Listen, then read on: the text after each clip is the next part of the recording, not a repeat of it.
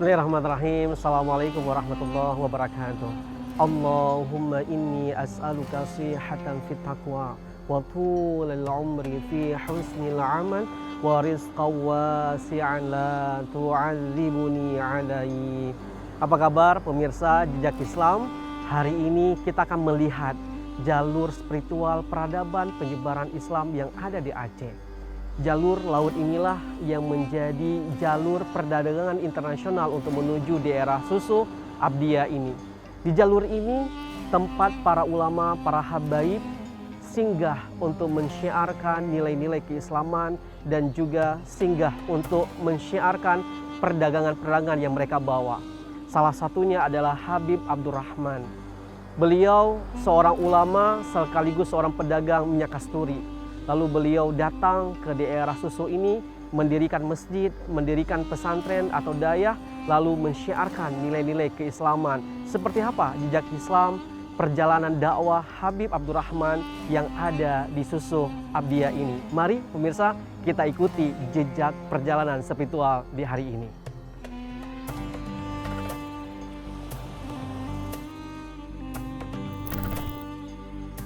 Habib Syekh Abdurrahman berprofesi sebagai seorang pedagang.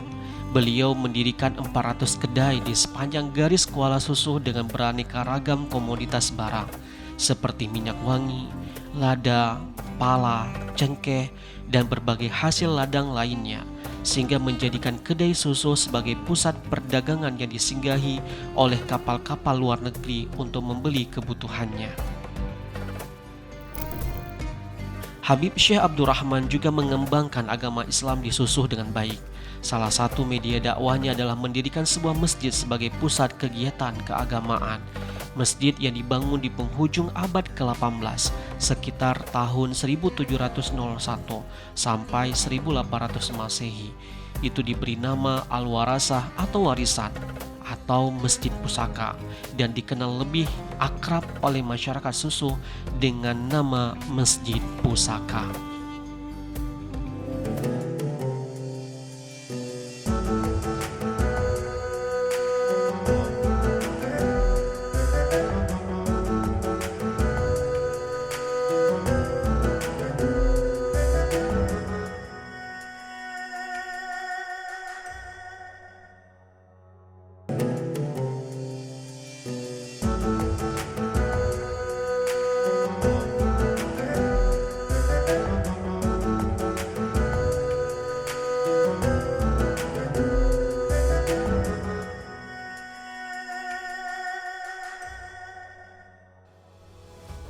Pemirsa, di daerah ini, di masjid ini adalah Masjid Pusaka Susu.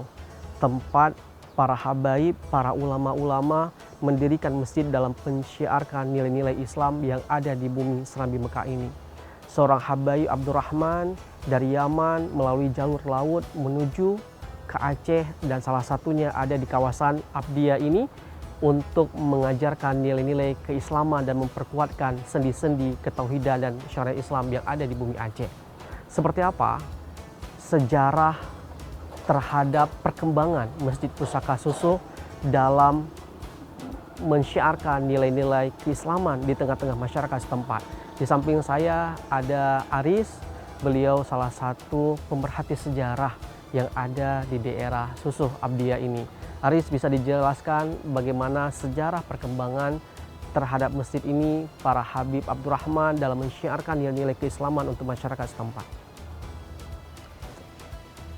Dilihat dari catatan sejarah ataupun yang sejarah tutur, Masjid Pusaka atau aslinya dikenal dengan nama Al-Warasah, yaitu pusaka ini dibangun oleh Habib Syekh Abdurrahman dari Yaman. Nah, beliau datang ke Susoh, yang kala itu Susoh menjadi salah satu bandar perdagangan lada internasional. Beliau singgah ke Susoh itu diperkirakan di fase terakhir perpindahan habaib-habaib dari Yaman, yaitu di tahun 1750. Nah, beliau juga Habib Abdurrahman ini seorang pedagang. Nah, jadi habib-habib yang datang ke Susoh juga dalam beberapa catatan adalah sebagai seorang pedagang, tapi Habib Abdurrahman adalah pedagang minyak wangi waktu itu. Sedangkan ada habaib yang lain, itu ada yang berdagang sebagai yang punya kebun lada, seperti itu. Baik, ketika Habib Abdurrahman hadir, lalu sebagai seorang pengusaha minyak kasturi katakanlah seperti itu, lalu dalam sendi, dalam mensyiarkan nilai-nilai keislaman ke tengah-tengah masyarakat, seperti apa yang langkah-langkah yang dilakukan oleh Habib Abdurrahman? Ya, jika dilihat dari sejarah Susoh, Habib Abdurrahman ini datang ke Susoh di tahun 1750. Beliau datang ke Susoh di masa pemerintahan Datuk Baginda yang kala itu dipimpin oleh Datuk King. Gelar beliau adalah Datuk Baginda. Nah, beliau media dakwahnya, selain beliau sebagai pedagang, Habib Abdurrahman juga berprofesi sebagai ulama yang kala itu dan membuka banyak pengajian-pengajian yang ada di Susoh, yaitu media dakwahnya adalah mendirikan satu masjid. Mungkin pada masa sebelum beliau hadir, di Susoh ini hanya ada dalam ruang lingkup kecil ya tentang penyebaran Islamnya, yaitu dalam catatan KPH Panlagen itu hanya ada 3 madrasah. Madrasah ini mungkin hanya berupa tempat pengajian kecil saja. Tapi semenjak datangnya Habib Abdurrahman, beliau mendirikan satu media dakwah secara besar, yaitu Masjid Pusaka. Nah, Masjid Pusaka ini adalah masjid satu-satunya yang kala itu ada di wilayah Kendrigian Susoh, mulai itu dari Krung Semanyam sampai ke Krung Baru, yaitu perbatasan antara Aceh Barat Daya hari ini dengan Labuhan Haji, Aceh Selatan. Baik, dalam memaknai Masjid Pusaka ini, bahwasanya dipahami oleh masyarakat setempat, Masjid Pusaka ini kan imam syi'nya adalah turun-temurun dari antara 1 sampai saat ini. Nah, apa yang melatar belakangi sampai saat ini nilai nasab ini terus terjaga dari turun-temurun untuk jadi seorang imam syi' di setempat Masjid Pusaka ini? Ya, kalau dilihat secara garis besar, memang Masjid Pusaka ini diadopsi dari kata pusaka, yaitu pusaka itu secara turun-menurun yang diwarisi kepada dinasti Habaib ya. Baik itu dari masanya Habib Abdurrahman sampai dengan yang terakhir yang ke-8 itu Said Marwan Saleh. Jadi memang hal ini menjadi sebuah petanda bahwasanya masjid ini memang dikelola secara administratif itu oleh keluarga Habaib. Memang walaupun sekarang masjid ini masuk dalam wilayahnya pemerintahan desa, tetapi secara kultural masjid ini tetap menjadi masjid kebanggaan dari para keluarga-keluarga Said yang ada di Aceh Barat Daya. Kalau masjid ini dalam setiap aktivitasnya 5 waktu terus berjalan. Ya, Masjid Pusaka alhamdulillah dari tahun berdirinya 1730 sampai dengan 2023 hari ini itu semuanya berjalan seperti mana biasanya masjid, yaitu salat 5 waktu tetap berjalan, lalu juga dibarengi dengan peringatan-peringatan hari-hari besar Islam seperti Maulid Nabi, Nuzul Quran. Masjid Pusaka juga menjadi tempat iktikaf seluruh orang-orang yang ada di Kecamatan Susoh, yaitu di setiap 10 terakhir bulan Ramadan. Dan itu rutin dilaksanakan di Masjid Pusaka, dimulai dari jam 3 dan berakhir setelah subuh. Pemirsa, ternyata bumi Indonesia ini penuh dengan keberkahan. Para ulama-ulama, para habaib datang silih berganti untuk mensyiarkan nilai-nilai keislaman dan Aceh khususnya.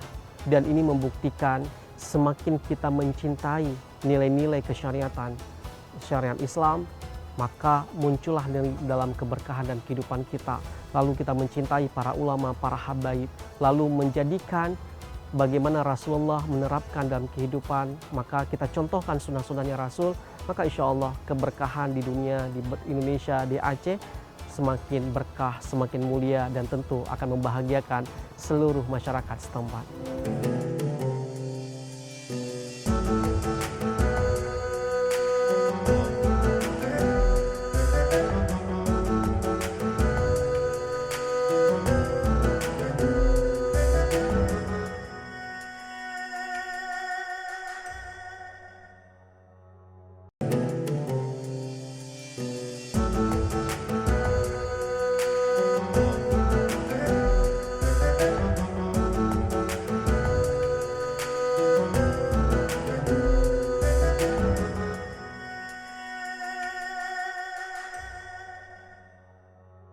Di samping saya ada Bunda Syarifah Muhibbah, garis keturunan para habaib, yang nanti akan menceritakan seperti apa perjalanan sejarah sehingga Habib Abdurrahman hadir di Aceh, tepatnya di Susuh ini.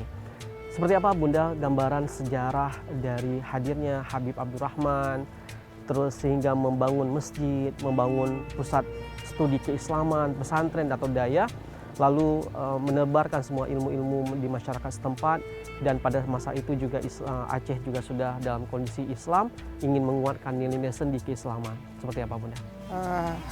Habib Abdurrahman ini, tepatnya Habib Syekh Abdurrahman Al-Yamani ini, selain sebagai seorang ulama, beliau juga seorang saudagar. Jadi Susuh ini sebelum Islam disebarkan oleh para ulama dari Arab, sebenarnya sudah Islam juga dibawa oleh para penduduk Aceh yang datang dari Minangkabau.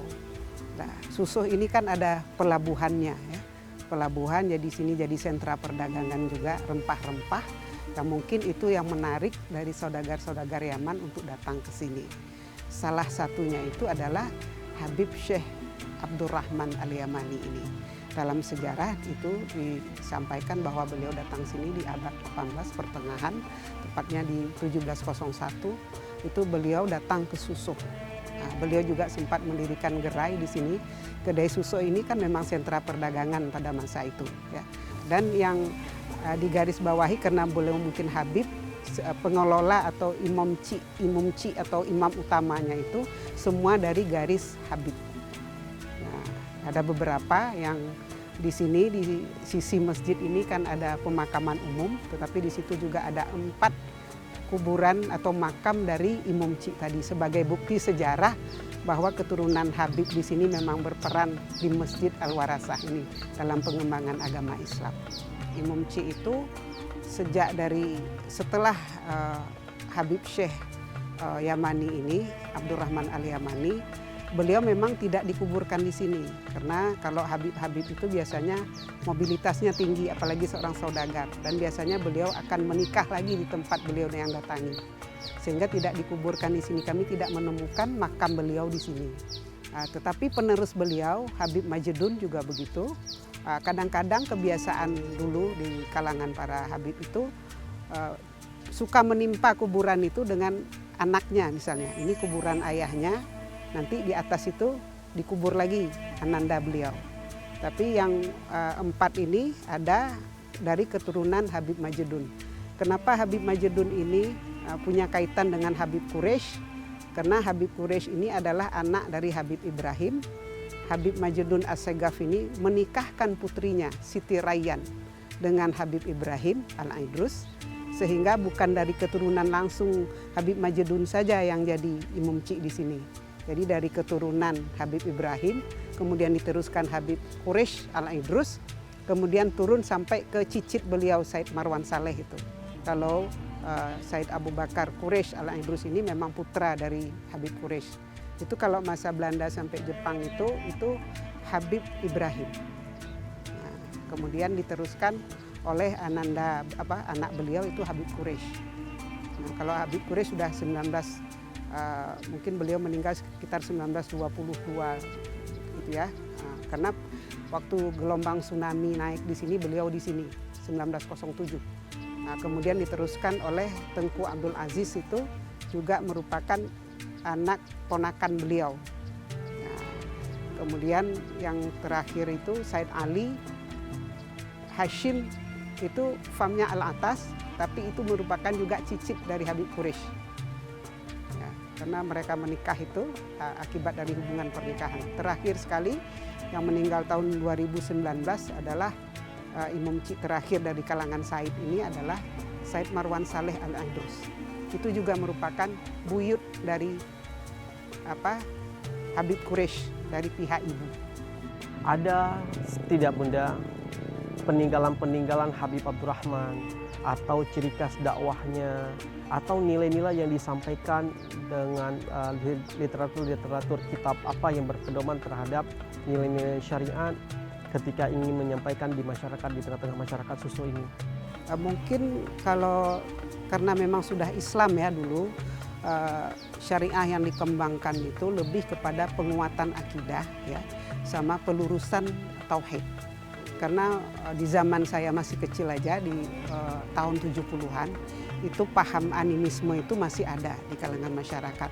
Misalnya ada sesajen, ketakutan masyarakat akan pohon-pohon yang besar. Terus nilai-nilai yang mungkin terasa ringan sama kami tapi berkesan, kami yang kecil-kecil itu dianjurkan untuk mainnya di pekarangan masjid. Masya Allah, dalam keadaan yang paling bahagia, terus tempat ibadah juga, dan anak-anak walaupun ribut tidak dimarahin gitu? Tidak dimarahin. Nah, kalaupun dimarahin, kalau kita sudah melampaui ya, kemudian anak-anak yang baru turun tanah itu, tempat yang didatangi pertama dan tanah yang diinjak pertama itu adalah masjid. Masya Allah. Itu yang ajaran itu sampai sekarang masih. Dan ini membuktikan bagaimana agar anak-anak sejak dini dilatih untuk mencintai masjid. Karena masjid adalah sentral peradaban. Rasulullah membangun masjid. Semua para ulama juga membangun masjid. Semua nilai syiar dimulai dengan masjid. Dan bahkan kalau seandainya semua orang-orang muslim hari ini menghidupkan subuhnya seperti sholat Jumat, maka kejayaan yang akan muncul dalam generasi yang terbaik, insya Allah.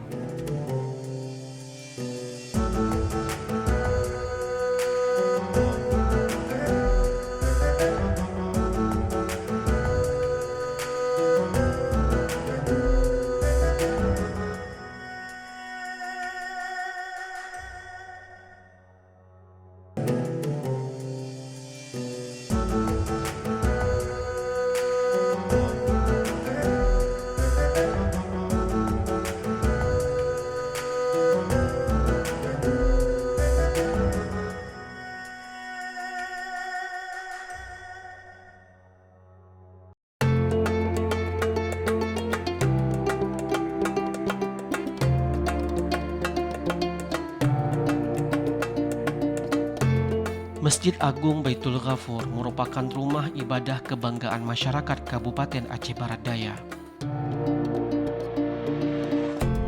Bangunan masjid yang tergolong monumental itu juga berkembang menjadi salah satu tujuan destinasi wisata religi di Kabupaten Abdia. Masjid ini adalah Masjid Agung Baitul Ghafur Kabupaten Aceh Barat Daya yang diresmikan pada tanggal 11 Februari 2020. Berarti sekarang sudah berumur 3 tahun lebih. Masjid ini didirikan adalah untuk mempersatukan semua kalangan yang ada di Kabupaten Aceh Barat Daya, sebagaimana dimaklumi bahwa di sini adanya ormas seperti adanya Ormas Muhammadiyah, NU, dan lainnya. Maksud pemersatu adalah semua kalangan, semua ormas bisa melakukan kegiatan di masjid ini. Bahkan dalam perekrutan imam masjid pun itu dari berbagai kalangan, juga yang menjadi khatib di masjid ini termasuk dari berbagai kalangan.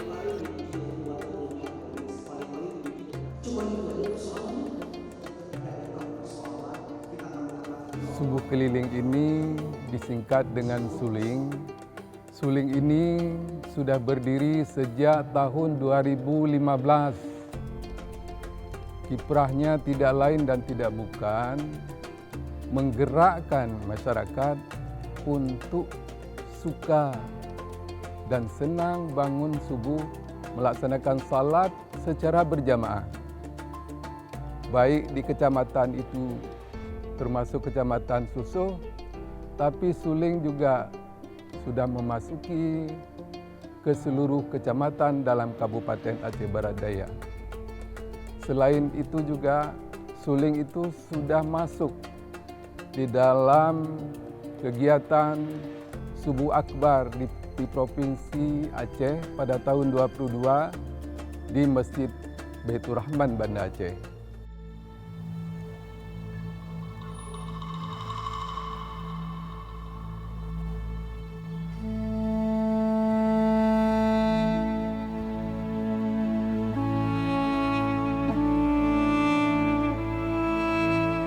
Pemirsa, satu kebahagiaan ketika kita bisa hadir untuk menunaikan sholat fardu subuh secara berjamaah.